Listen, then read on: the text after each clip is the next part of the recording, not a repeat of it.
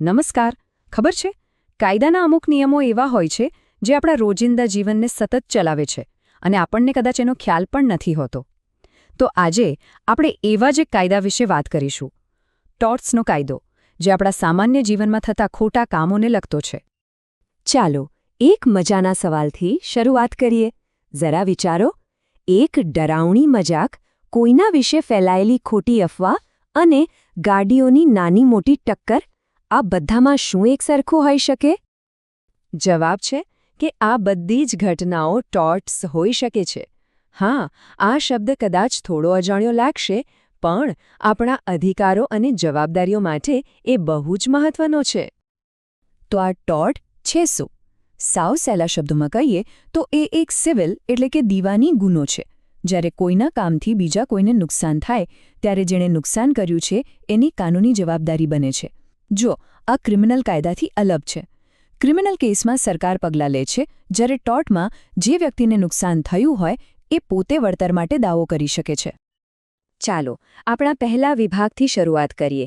આ એવા ટોર્ટ્સ છે જે એકદમ સીધા અને શારીરિક નુકસાન સાથે જોડાયેલા છે. આ નિયમો જાણે એમ કહે છે કે મારાથી અને મારી મિલકતથી દૂર રહો. અહીં કાયદો હુમલો અને મારપીટ વચ્ચે બહુ જ રસપ્રદ તફાવત બતાવે છે. જો હુમલો એટલે કે અસોલ્ટ એ નુકસાન પહોંચાડવાની ખાલી ધમકી છે, જેનાથી સામેવાળાને ડર લાગે, ભલે શારીરિક સ્પર્શ થયો જ ન હોય. પણ મારપીટ એટલે કે બેટરી એ વાસ્તવિક શારીરિક હુમલો છે. એવું સમજો કે કોઈ ડોમિનો પાડવાની ધમકી આપે તો એ હુમલો છે, અને એ ડોમિનો ખરેખર પાડી દે તો એ મારપીટ છે. આ ટોર્ટ આપણી હરવા ફરવાની આઝાદીનું રક્ષણ કરે છે. જો કોઈ વ્યક્તિને એની ઈચ્છા વિરુદ્ધ કોઈ પણ કાયદેસર કારણ વગર ક્યાંક રોકી રાખવામાં આવે, ભલેને થોડા સમય માટે જ કેમ નહીં, તો એ ગેરકાયદેસર અટકાયત કહેવાય. ઓકે, હવે શરીર પરથી આવીએ મિલકત પર. જમીન પર અતિક્રમણનો નિયમ એકદમ સીધો છે. જો કોઈ પરવાનગી વગર કોઈ બીજાની જમીનમાં ઘૂસી જાય તો એ અતિક્રમણ છે, અને મજાની વાત તો એ છે કે કોઈની જમીન પર કશુંક ફેંકવું ને એ પણ અતિક્રમણ જ ગણાય છે. અને આ આપણને એક બહુ જ દમદાર કાનૂની સિદ્ધાંત પર લઈ આવે છે, એક્શનેબલ પર સે. આનો મતલબ એ છે કે અતિક્રમણ જેવા અમુક કેસમાં નુકસાન થયું છે કે નહીં એ સાબિત કરવાની જરૂર જ નથી. કોઈની મિલકતમાં પરવાનગી વગર જવું એ પોતે જ એક ગુનો છે. કેમ? કારણ કે કાયદો માને છે કે સંપત્તિનો અધિકાર એટલો પવિત્ર છે કે એનું ઉલ્લંઘન જ સજા માટે પૂરતું છે. ચાલો હવે શારીરિક નુકસાનથી આગળ વધીએ અને એવા નુકસાનની વાત કરીએ જે દેખાતા નથી, જેમ કે કોઈની ઇજ્જતને નુકસાન કરવું, જે શબ્દો અને કાર્યોથી થઈ શકે છે.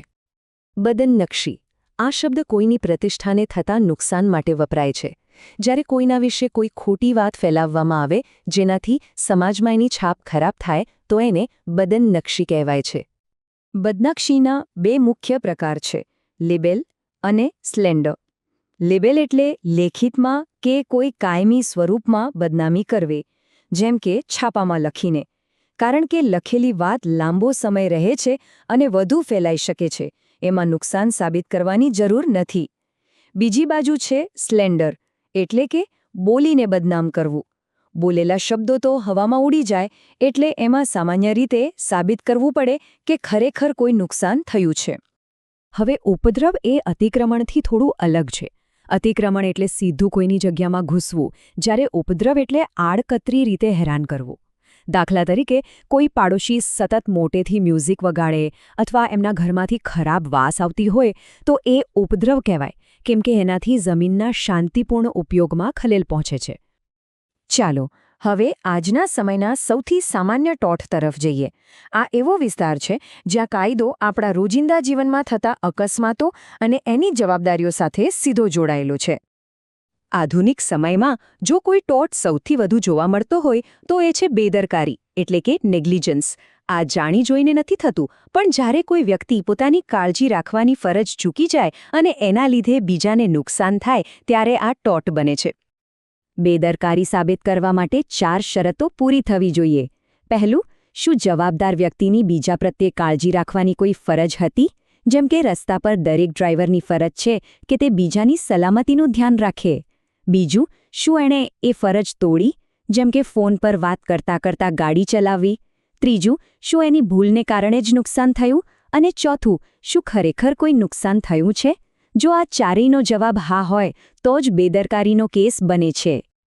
આ બધા સિદ્ધાંતોને વ્યવહારમાં સમજવા માટે મોટર વ્હીકલ એક્ટ એકદમ પરફેક્ટ ઉદાહરણ છે. એ બતાવે છે કે બેદરકારીના નિયમોને લોકોની સુરક્ષા માટે કાયદાનું સ્વરૂપ કેવી રીતે આપવામાં આવ્યું છે. આ કાયદાની અમુક ખાસ વાતો જોઈએ. પહેલું તો એ કે દરેક ગાડી માટે થર્ડ પાર્ટી વીમો ફરજિયાત છે, જેથી અકસ્માતનો ભોગ બનનારને વળતર મળી શકે. બીજું, એ પરોક્ષ જવાબદારીનો સિદ્ધાંત લાગુ કરે છે, એટલે કે જો કોઈનો ડ્રાઈવર ભૂલ કરે તો એનો માલિક પણ જવાબદાર ગણાય. આ બધું એટલા માટે છે કે પીડિતને રક્ષણ મળે. કોર્ટે આ કાયદાને કેવી રીતે સમજાવ્યો છે એ પણ બહુ મહત્વનું છે. સ્વર્ણસિંહ જેવા કેસમાં કોર્ટે સાફ કહ્યું છે કે કાયદાનો મુખ્ય હેતુ પીડિતને વળતર અપાવવાનો છે. એટલે જો અકસ્માત વખતે ડ્રાઈવર પાસે વેલિડ લાયસન્સ ન પણ હોય તો પણ વીમા કંપનીએ પહેલા પીડિતને પૈસા ચૂકવવા પડે છે, પછી ભલે એ રકમ ગાડીના માલિક પાસેથી વસૂલ કરે. આ બધી વાતો આપણને ભવિષ્યના એક બહુ મોટા સવાલ પાસે લાવીને ઊભી રાખે છે.